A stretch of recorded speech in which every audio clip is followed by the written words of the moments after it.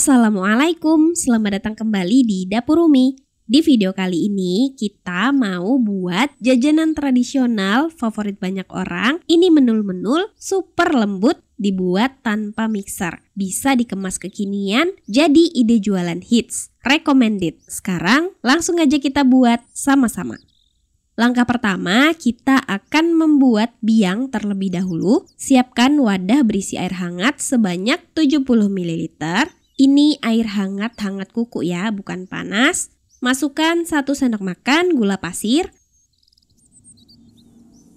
dan 1,5 sendok teh ragi instan. Aduk sampai rata, sampai gulanya larut.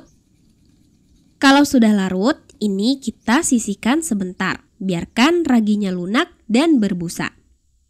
Siapkan wadah yang cukup besar, masukkan 2 butir telur,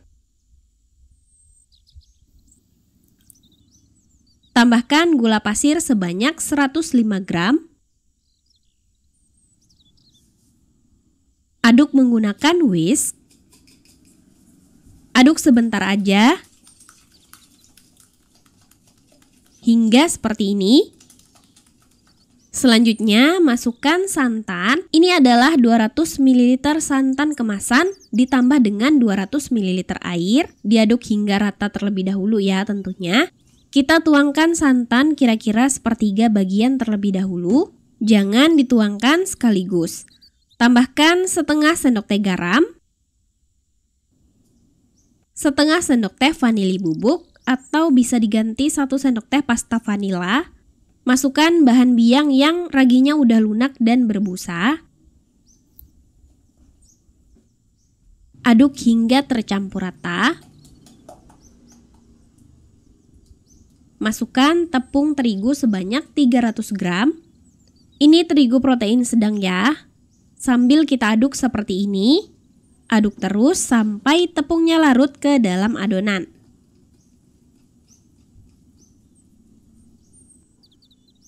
Nah, ini adonannya terasa berat. Di sini kita masukkan santannya lagi, tapi jangan langsung dituangkan sekaligus.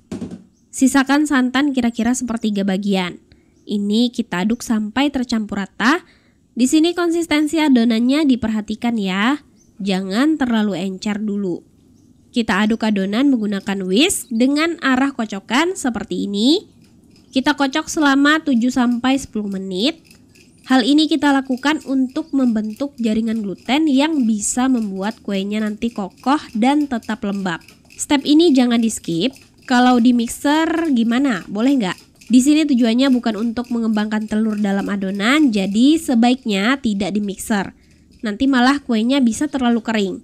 Kalau seandainya mau di mixer pun bisa ya, tapi pakai kecepatan yang paling rendah banget. Itu boleh-boleh aja. Kira-kira kalau udah 7-10 menit, adonannya udah lebih licin, halus, dan kental seperti ini. Kita masukkan setengah sendok teh baking powder. Tambahkan 40 gram kental manis. Kemudian tuangkan seluruh sisa santan. Terakhir, masukkan 75 gram margarin yang sudah dilelehkan. Kemudian ini kita aduk-aduk aja sampai tercampur rata.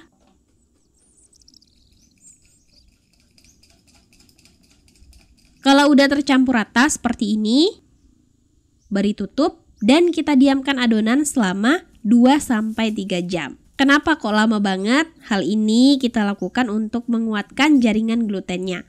Kalau 1 jam aja itu udah ngembang sebenarnya, itu juga udah bisa digunakan. Hanya saja kalau didiamkan lebih lama, bisa lebih kokoh dan lembab cookiesnya. Lebih tahan lembab berhari-hari. Setelah mengembang dan ini udah aku diamkan selama 3 jam. Lebih malah karena tadi sempat aku tinggal. Alhamdulillah ini nggak bau ragi atau bau asam sama sekali. Aduk-aduk lagi adonannya sebelum digunakan. Kita wajib untuk membuang gelembung-gelembung udara pada adonan sampai adonannya kira-kira mulus kembali. Kira-kira seperti ini, udah cukup. Siap digunakan. Kapan aja mau dicetak harus diaduk-aduk terlebih dahulu ya. Di sini aku udah siapkan cetakan pukis yang udah dipanaskan dan dioles margarin. Kita tuangkan adonan pukis ke dalam cetakan pukis yang udah panas. Jangan dituang penuh-penuh karena nanti akan mengembang. Cukup 3/4 atau 2/3 dari cetakan aja. Kalau udah dituang, biarkan bentar biar agak ngembang. Kemudian tutup cetakan dan kita masak sampai matang. Waktunya bervariasi tergantung cetakan yang digunakan.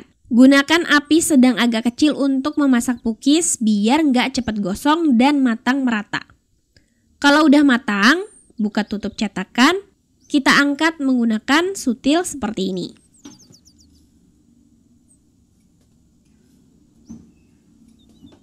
Ini dia, cakep banget, walaupun belum dicobain udah kelihatan lembutnya. Untuk sisa adonan, ini akan aku beri pasta pandan. Ini suka-suka aja sih, beri secukupnya sesuai selera. Kalau nggak suka, cukup adonan original aja. Kemudian kita masak juga untuk adonan pandannya. Kita tuangkan ke dalam cetakan pukis. Masak dengan cara yang sama seperti sebelumnya. Beri tutup dan biarkan adonan matang. Sebaiknya tutupnya jangan dibuka-buka supaya bagian atas kalau matang itu nggak kempes. Nah, ini udah matang ya. Angkat menggunakan sutil pukis. Dan ini dia, pukis menul-menul sudah jadi. Ini cakep dan menul-menul pukisnya. Resep ini recommended. Teman-teman bisa cobain di rumah. Ini teman-teman bisa ya oleskan secukupnya margarin pada saat pukisnya masih panas-panas. Dioleskan merata gitu, tapi ini stok margarinku lagi habis. Tapi nggak apa-apa karena pukis ini tahan dan awet, empuk dan lembabnya sampai besok. Nanti kita buktikan. Untuk teksturnya, ini tuh beneran lembut banget, empuk kayak gini.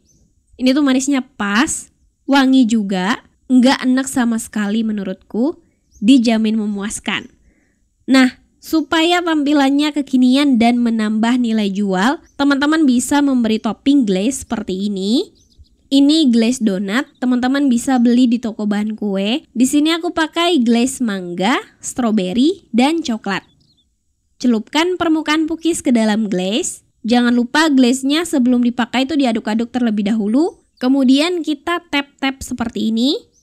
Bisa juga teman-teman beri topping tambahan seperti keju parut di atasnya atau beri kacang panggang cacah. Bisa juga diberi meses coklat seperti ini.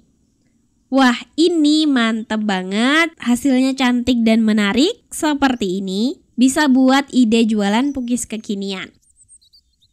Nah, teman-teman, ini aku mau kasih lihat sampai keesokan harinya. Teksturnya masih empuk dan lembut seperti ini. Ini awet, empuk sampai besoknya. Selamat mencoba ya. Makasih udah nonton. Maaf kalau ada salah. Semoga bermanfaat. Wassalamualaikum warahmatullahi wabarakatuh.